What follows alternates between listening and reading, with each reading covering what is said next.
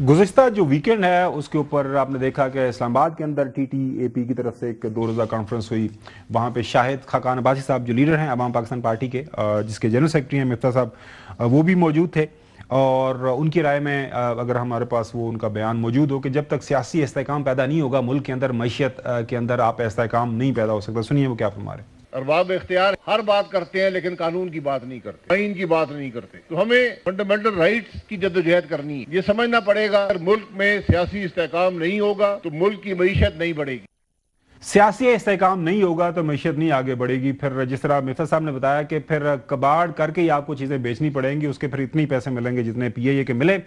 National dialogue committee जिसके रूह रवां फवाद चौधरी साहब हैं, इमरान इस्माइल साहब हैं और महमूद मौलवी साहब हैं, आज भी सारा दिन उनकी तरफ से उनकी जो एक नेशनल डायलॉग कमेटी उन्होंने बनाई है, एक बयान सारा दिन टेलीविजन स्क्रीन के ऊपर चल रहा है। वो ये कह रहे हैं कि यकतरफा तौर पर प्राइम मिनिस्टर साहब को उन्होंने एड्रेस किया है, वो अगर हम लेटर दिखा सके कि आप लाहौर के अंदर जो मुक़य्यद हैं, शाम कुरैशी साहब हैं, डॉक्टर यास्मीन राशिद साहिबा हैं और महमूद रशीद साहब हैं, उनको आप पेरोल पे रिहा करें। वो आके अडयाला में अपने कायद से मिलें जिनके पास ये सारे इस डायलॉग की चाबी है, ताकि उनसे बात करके मामला आगे बढ़ाया जाए। लेकिन इसके साथ साथ हम देख रहे हैं कि ऑन ग्राउंड जो है सेकंड और थर्ड ईयर लीडरशिप दोनों तरफ से, वो वहाँ से काफ़ी सख्त बयान एक दूसरे के खिलाफ आ रहे हैं। जो सलमान अकरम राजा साहब जनरल सेक्रेटरी हैं पाकिस्तान तहरीक इंसाफ के, उनका बयान आया कि जी हमारा जो मैंडेट है ये चोर लोग हैं, जब तक वो नहीं वापस करेंगे तो कैसे हम इनके साथ बात कर सकते हैं। फिर राना सनालो साहब ने इसके ऊपर रिएक्ट करते हुए उन्होंने कहा जी अगर सलमान अकरम राजा साहब का यह बयान है तो फिर मैं प्राइम मिनिस्टर साहब को कहूँगा तुसी है जी दावत है ना दी मुज़ाकरा दी है वापस ले लो। वजीर आजम के इस ऑफर के बाद जो राजा सलमान अकरम साहब ने बात की है, अगर वो आपके नोटिस में नहीं है तो आप मुझे बताएं कि इसके बाद फिर ये ब्लैकमेलिंग नहीं तो और क्या है। लेकिन आप इसका फिर हम क्या जवाब। लेकिन राना साहब देखें, ये तो मैं समझता हूँ कि हमारा वजीर आजम का बड़ापन है, वरना नहीं तो उनके इस बयान के बाद उन्हें विड्रॉ करना चाहिए था अपनी ये ऑफर। नाज़रीन, कल रात एक अच्छी बात यह हुई कि जो बहनें हैं बानी PTI की, वो रात गए तक मौजूद रहीं अडयाला जेल के बाहर जो एक जगह है। 2 बजे के बाद फिर वहाँ से चली गई और फैसला ये हुआ, पानी नहीं वैसे रात को, अच्छा हुआ हसन अयूब ने बता दिया, समझा दिया पुलिस को, रावलपिंडी पुलिस को कि ये काम नहीं आपने करना, गलत काम करते। तो उसके बाद वहाँ पे ऐलान किया गया कि हम चूँकि एक तहरीक हम शुरू कर चुके हुए हैं, लाहौर जा रहे हैं। जो स्पोक्स पर्सन है शफी जान, उनकी तरफ से एक बयान आया कि हम पंजाब जा रहे हैं और लाहौर की सड़कों और बाजारों में निकलेंगे और अवामी स्ट्रीट मूवमेंट की क़यादत करेंगे। इसके ऊपर अज़मा बुखारी साहिबा का बयान, जो स्पोक्स पर्सन है पंजाब हुकूमत की, वो सामने आया है कि जी बिल्कुल खैबर पख्तूनख्वा का 12 साल से बेड़ा गर्क करने के बाद लाहौर की तरक्की, खूबसूरती और सफाई देकर और सीख कर जाइएगा, तवक्को तो बिल्कुल नहीं है। वैसे इनके वज़ीर आला मरियम नवाज की कॉपी करने की कोशिश कर रहे हैं। वीडियोस की हद तक लाहौर की सड़कों पर घूमने फिरने की बिल्कुल इजाज़त है, फसाद करने की नहीं, याद रखिएगा। मिफ्ता साहब, एक तरफ हम देख रहे हैं कि ऐसे लगता है जैसे जगज़ई साहब ने कहा कि जी नवाज शरीफ साहब आगे कदम बढ़ाएं, मौलाना फजल रहमान साहब आगे कदम बढ़ाएं। फिर लाहौर से ख्वाजा साद रफीक साहब ने कहा कि हाँ हमारे कायद जो हैं नवाज शरीफ साहब को कदम आगे बढ़ाना चाहिए। एक दिन ऐसा लगता है कि दर्जा हरारत सियासी थोड़ा सा नीचे आ रहा है, अगले दिन फिर वही वापस चला जाता है। आपकी दानिश में रास्ता क्या होना चाहिए, दरमियानी रास्ता? क्योंकि 100% बात आपके लीडर शाहिद खाकान अब्बासी साहब की दुरुस्त है कि अगर ये लड़ाई सियासी रहेगी पाकिस्तान के अंदर, लॉ एंड ऑर्डर के मसाइल, बुनियादी हकूक के मसाइल, तो फिर मैशियत तो फिर इसी तरह लूली लंगड़ी ही चलेगी। मिफ्ता साहब कुछ तजावीज़ दें ना, आपने माशाल्लाह आपके पास काफ़ी ज़्यादा एक्सपीरियंस है, पॉलिटिकल पार्टी का भी है, मैशियत का भी है सारा। और भाई देखें, जब भी आज नहीं कल परसों 2 साल 10 साल बाद जब भी कोई ना कोई रास्ता निकलेगा वो बातचीत से ही निकलेगा और किसी चीज से रास्ता नहीं निकलेगा। ठीक है, माँ सिवाय इसके कोई नागानी आफत आ जाती है वगैरह वगैरह। सो रास्ता आपको बातचीत से ही निकालना पड़ेगा। जब हम हिंदुस्तान से बातचीत करने के लिए तैयार है, अफगानिस्तान से बातचीत करने के लिए तैयार है, और जरूरी नहीं है कि बातचीत से फायदा हो, लेकिन बातचीत से नुकसान कोई नहीं होगा, हो सकता है ना हो।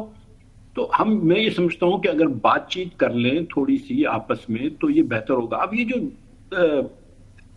जो फवाद चौधरी साहब ने ये जो अपनी कोशिश की है वो अच्छी कोशिश है। आई डोंट नो कि वो कहां तक पहुंचेगी। اور ظاہر ہے کہ آپ بھی یہ جانتے ہیں کہ جب بات چیت ہوتی ہے تو پبلکلی نہیں ہوتی ہے، ہم جیسے لوگوں کو نہیں پتا ہوتا ہے، لیکن اندر سے کچھ بات چیت ہو رہی ہوتی ہے۔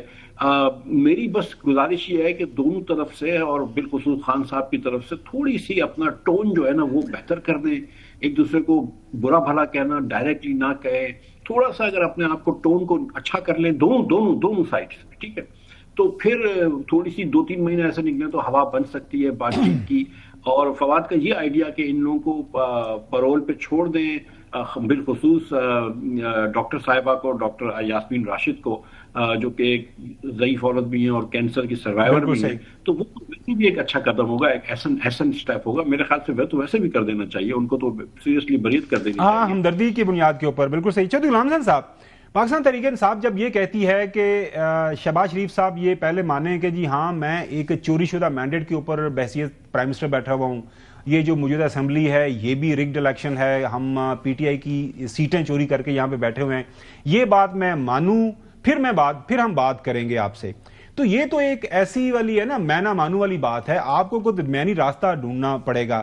تو پی ٹی آئی والے کیوں اس ایکسٹریم سطح کے اوپر چلے جاتے ہیں؟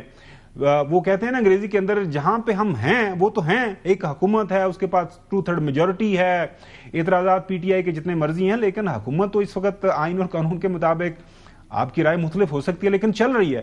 تو پی ٹی آئی والے کیوں اتنا سخت لہجہ یا سخت شرائط رکھتے ہیں سامنے کہ بات ہو ہی نہ، بات چلے ہی نہ آگے؟ چوہری صاحب، وہ 20 دفعہ باتیں ہوئی ہیں، میں نے 50 دفعہ آپ کو یہ بتایا ہے پلیز سر، کہ ایک دہلے کا ریلیف جو ہے، مفتاح اسماعیل ایک سکسیسفل پرسن ہے، بزنس مین بھی، پولیٹیشین بھی، اور نفیس انسان ہے، great patriot, I must admit, اور یہ جو بھی بات کرتے ہیں اس کی بیسس ہوتی ہے۔ مثلا ابھی تک آپ نے یا مفتاح صاحب نے مجھے یہ نہیں بتایا کہ اکاؤنٹنسی کی جو 4 بڑی پاکستانی فرمیں ہیں وہ پاکستان کی گورنمنٹ سے کوئی کاروبار کرنے کو تیار نہیں ہے، کسی ٹینڈر میں وہ پارٹیسپیٹ نہیں کر رہے، کوئی انکوائری وہ لینے کو تیار نہیں ہے۔ کبھی اس کا بھی آپ نے سوچا ہے کہ لوٹ مار کا وہ بازار گرم ہے کہ لوگ توبہ طائب کر کے کاروبار چھوڑ گئے ہیں، اور سب سے 4 بڑی کمپنیوں کا آپ بھی جواب لے کے چوہری صاحب برا ہاں بات چیت پہ آ جائیں، کیونکہ وہ پھر میں وہ جو میں حسن یوب کو اکثر تانا دیتا ہوں نا، سوال میرا کوئی اور ہوتا ہے، آپ اور جا رہے ہیں۔ ہاں بھائی میں نے صرف اس کو ایڈ کیا ہے، اچھا چلیں، یہ نہیں ہے کہ آپ اس پر بحث کرنی ہے، میں نے آپ سے بھی پوچھا ہے کیونکہ آپ بھی بہت انفارمیشن رکھتے ہیں۔ جی مذاکرات پہ اب مجھے بتائیں پچھلے کس عرصے سے کسی قسم کا، کسی کے مرنے پر، کسی کے اس میں شادی پر، کسی جگہ کسی ایک بندے کو بھی آپ نے ریلیف دیا ہے کہ پی ٹی آئی جو ہے ان کو میں کہوں کہ تم جو ہے اپنا لہجہ ٹھیک کرو، یہ نہ کرو، وہ نہ کرو، تم تو ان پر پانی پھینک رہے جو ملنے کے لیے جاتے ہیں، ہاؤ کم؟ اور پھر یہ کہ بھئی اگر آپ کا مینڈیٹ نہیں ہے چوری کا تو پھر آپ کو ڈر کس چیز کا؟ بیٹھے ان کے ساتھ، ان کو کنونس کریں کہ نہیں جناب ہم نے بالکل 100% الیکشن جیتا ہے اور پاکستانی قوم نے 100% تمہیں ریجیکٹ کیا ہے، تو لیٹ them admit